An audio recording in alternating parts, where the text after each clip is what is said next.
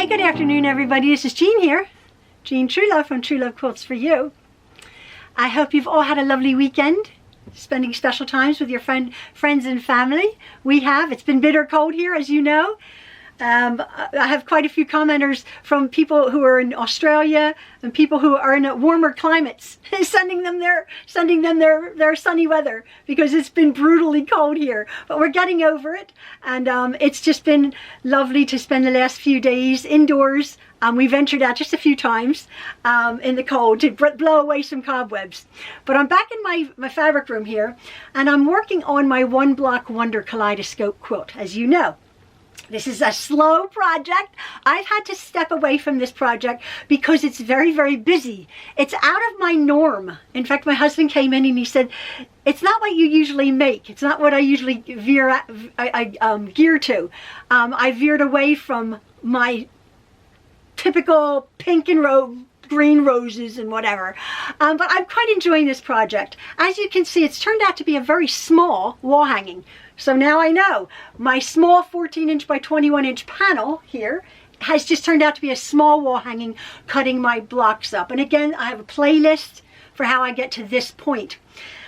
My last video that I put up, I was showing you how I actually am connecting my blocks. I'm connecting my bottom pieces to my top and then my side blocks. Following this little introduction here, I just have a few little minutes of me actually finishing the construction of my half and my whole hexagons, how that worked out very well. It worked out to a great extent well, except I do have one block left over. I don't know how mathematically that worked out because you're attaching these in half blocks. There's my hexagon in two separate sections, making up the whole hexagon as we go along. Again, check out my playlist. But I have a plan for this one, which I'm going to get to in a moment. Now, as I was constructing my One Block Wonder panel to my bottom, because it's the panel to the bottom and then the top, if you had it centered, and then the sides, with much trepidation, thinking about it, and I have it on video 3 or 4 videos ago, I cut off the top of these hexagons. And as you can see in my video, I sort of put them to the side. I didn't throw them away. And I had Lisa, Marie, Peggy, and Susan, and maybe a few others who said, no, don't cut them off. Because I didn't love the cutting of the transition of the panel to the blocks. That angular panel, and as you know, I'm going to be putting on my rickrack, which softened it. Well, I went and I retrieved the 3 triangles that I had cut off of the top of those 3 hexagon blocks. Now, if you don't know what I'm saying, I cut off the top of this block, and this block. Now, as you can see, it's cut straight across. I'm going to put my camera down just for the next few minutes, and I'm going to show you. I'm going to just pin them back on. Now I'm losing my seam allowance, but I'm going to pin them back on, and I'm going to actually attach them. You'll see.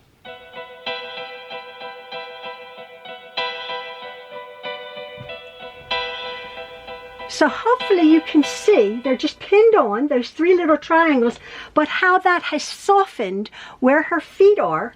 It's almost as if somebody said it's behind a little picket fence. So what I'm going to do is, this is just raw edge, obviously. I'm just going to sew that on. I'm not bothered because this is a wall hanging. I'll just sew that on raw edge.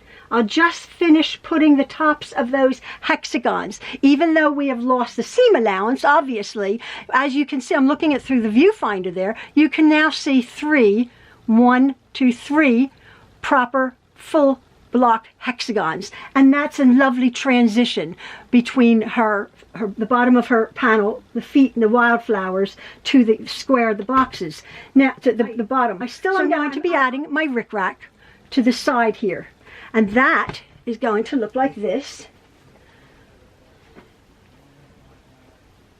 like that.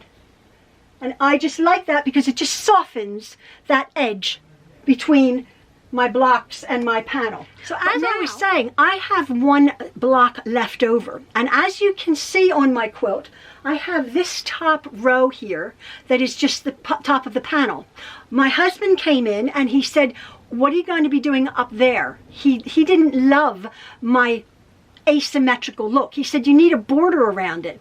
When I was looking at it, I thought, yes, I do. I'm going to be deconstructing this block here, which is in 2 halves. I'm going to be ending up with my 6 original triangles, 1, 2, 3, 4, 5, 6 triangles, and somehow, again, raw edge, I'm just going to be attaching them to the top, so it's a little bit lighter, okay? And I'm not going to be trimming off either the bottom triangles, which are all the way across the bottom, or now I will have a whole top row of triangles. But as I was looking at it, this is where I'm veering off of the fact that it's more of an art quilt as opposed to a pattern. I look at this quilt and I want to make it a little bit larger, and I see sky and I see grass. I see a top and a bottom. So what I did is I went to my in my quilt room here, my fabric room, and I pulled from my stash this lovely sort of tone-on-tone limey green, which I think, and again I'm looking at it through the viewfinder, I think it pulls out this bit of lime green, and to me this is going to represent grass, believe it or not. I'm just going to add a little tiny border down at the bottom of the green. I'm going to be not appliquing, I'm just going to be sewing those triangles down to about a 2-inch, I'm not quite sure, 2-inch border of my green. Now I also pulled from my stash, I'm thinking, well, I like sky. I'm seeing sky because she's up here, the pretty blue of the sky. And I actually have about 4 different ones, but this was the colorway. I pulled up this fabric here. Let me just see. Again, it's going to be maybe just 2 inches or so of sky cloud fabric. I can do the width of that. I think that's going to be really pretty just across. And again, the top triangles are going to be appliqued or just sewed onto just a small little bit of blue sky. Okay, that's going to finish off at this point my top and my bottom. Now there's no rhyme or reason why you have to, when you make a quilt, that you have to have 4 borders the exact fabric. There's no rhyme or reason why you have to have 4 borders the exact size. You can have 4 different fabrics, 4 different sizes of borders. But most patterns will call, you know, you finish the body of your quilt and it calls to cut a 5-inch border and you sew it around. Sides and then the top and the bottom. So I'm going to be having the blue and the green. Now I want it to be a little bit wider, but not that much wider. So what I'm going to be doing is I'm just going to be adding a little dash of white, bright white. Now this quilt does not have any white in it whatsoever. It has cream or like a tan, beigey, doesn't have any bright white. I do think though that some quilts, when you stand back, they need a little bit of sparkle. Now that doesn't necessarily mean white. That could mean black. That could mean purple. That could mean orange. That could mean red.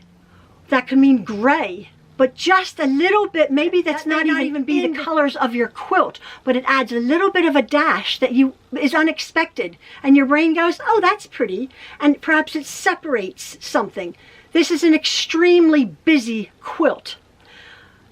Very busy. And as I was saying in the very beginning of this whole project, I don't know if I love it. I do like it very much. But I like the fact that I'm going to calm it down slightly at the top. I'm going to calm it down slightly at the bottom, and I'm going to calm it down then all the way around. But then what am I going to do? I'm going to jazz it up again. Look at that. I have had this fabric in my stash for about 20 years. I pulled it. Now I just ripped off a piece. I don't know if I'm going to be doing this. I'm going to be doing this fabric as a border all the way around my quilt. I'm going to have a little bit of white, and then I'm going to have this fabric here. Now, I love it because it actually matches the same exact colors of my rickrack. And I think the general consensus was, when I said I was putting rickrack on my quilt, the general consensus was, don't love rickrack, but wow, I love the rickrack. Everybody was saying that. Don't use rickrack, but that rickrack really looks lovely. And I really love it. I am going to be using it at the very end, and I'll tell you about that. But I did think, instead of like trying to make this quilt calm, I'm just going to go with the busy, busy, busy and putting this on it. And I think it's going to really frame it very, very well. Again, I don't know if I'm going to, I just ripped that off, as you can see. I don't know if I'm going to do that, what's about 2.5 inches or so, or 3 inches. Not quite sure. Again, it's going to be a wall hanging, smallish wall hanging, but again, just punctuated with a little bit of white frame around it. I could have used another color. I'm using white, bright white, and then this one. Now at the very end, some people have said, well, when do you add your rickrack? I'm going to be sandwiching my quilt together. I'm going to be quilting it. I'm probably something just very, very angular, very straight, because it's so busy. I don't want another busy quilting pattern on top of it. I then attach my rickrack, which will be at the top of my panel. It'll be here, here, and on the 2 sides. My bottom is already taken care of. A soft, she's in the grass, soft one, little behind a picket fence. So anyway, I'm going to be attaching that just with a little curved stitch at the very end that will end up on the back as like a quilting stitch, whatever. That's what it's going to look like. That's how I attach my rickrack. I don't do it now because then I'd have to just stitch over it again when I'm going to quilt it. So I attach my rickrack on all my projects at the end when I'm actually quilting it on. So that's my quilt. I'm going to be just showing you, as I said, the next little bit of this video is how I actually finished the piecing.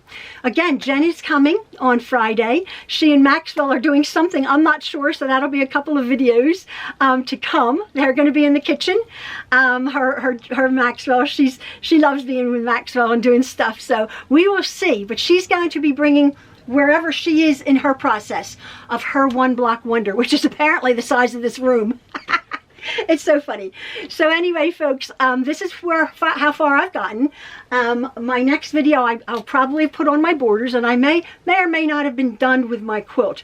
But this is my thought process in making it a little bit different, and adding a little bit of things. That's the beauty of this. I think of this pattern here, that you can add color, you can take it away. I love this right here. The quietness of this panel. As I said, when I chose the panel, it had a lot of the cream in it, and I liked that as opposed to everything being busy. So it gives your eye a place to rest. So we'll see how it turns out with my sky and my grass and my busy border. All right, folks, thank you ever so much for everything, all of your support and all of your love to us in the Truelove family here. And as always, take care and love from the Trueloves. We'll see you later. Bye. I'm discovering some things as I'm going along because, as you know, this is the first project I've ever done with this method. And what I've discovered, if you've been following up to this point, is the important thing is to have half blocks, whole block, whole block, whole block. Now these last 2 rows are not sewn, okay? They're not sewn on to this 1, 2, 3, 4, 5, okay? So now I have whole block, whole block, whole block, half block, half block, whole, whole, whole, whole, whole, whole, half. Now this is where I'm sure some of you have already said, I see a mistake, and I don't understand it, and I'm not really bothered about it. But here I have a whole block, but that isn't the right way.